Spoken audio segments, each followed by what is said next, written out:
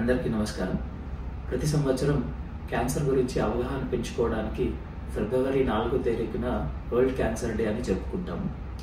ఇది మెయిన్గా క్యాన్సర్ గురించి జనాలకి వాళ్ళ కేర్ గివర్స్కి అవగాహన పెంచడానికి.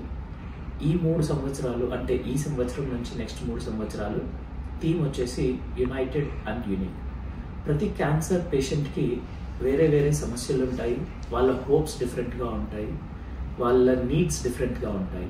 అందువలన ప్రతి క్యాన్సర్ పేషెంట్ని ఒకే విధంగా ట్రీట్ చేయడం కరెక్ట్ కాదు. దీనికి పర్సనలైజ్ క్యాన్సర్ కేర్ అనేది చాలా ఇంపార్టెంట్.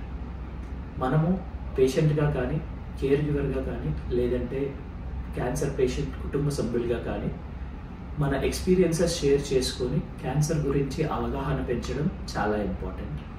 నా ఎక్స్పీరియన్స్ గత 10 సంవత్సరాలుగా క్యాన్సర్ కేర్లో చాలా డిఫరెన్సెస్ చూసాము, చాలా అడ్వాన్స్మెంట్స్ చూసాము. ముందుగా సర్వైవల్ రేట్ చాలా ఇంప్రూవ్ అయింది. పాతకాలంలో పెద్ద పెద్ద సర్జరీస్ చేస్తుంటివి. ఇప్పుడు క్యాన్సర్కి మినిమల్లీ ఇన్వేజివ్ రోబోటిక్ సర్జరీస్ వచ్చాయి. దీనివల్ల పేషెంట్ రికవరీ చాలా ఫాస్ట్గా ఉంటుంది. అదే కాకుండా వేరే వేరే కొత్త ట్రీట్మెంట్స్ వచ్చాయి. దానివల్ల సక్సెస్ రేట్ ఎక్కువగా చూస్తుంది. As a doctor this is my story. మీరు పేషెంట్ అయి ఉండొచ్చు, లేదా పేషెంట్ ఫ్యామిలీ మెంబర్ అయి ఉండొచ్చు. మీ స్టోరీస్ చెప్పండి. మనము పేషెంట్ స్టోరీస్ వినాలి, వాళ్ళ ఎక్స్పీరియన్సెస్ వినాలి. వాటి ద్వారా క్యాన్సర్ గురించి అవగాహన స్ప్రెడ్ చేయాలి. So join the movement, spread awareness about cancer. Thank you.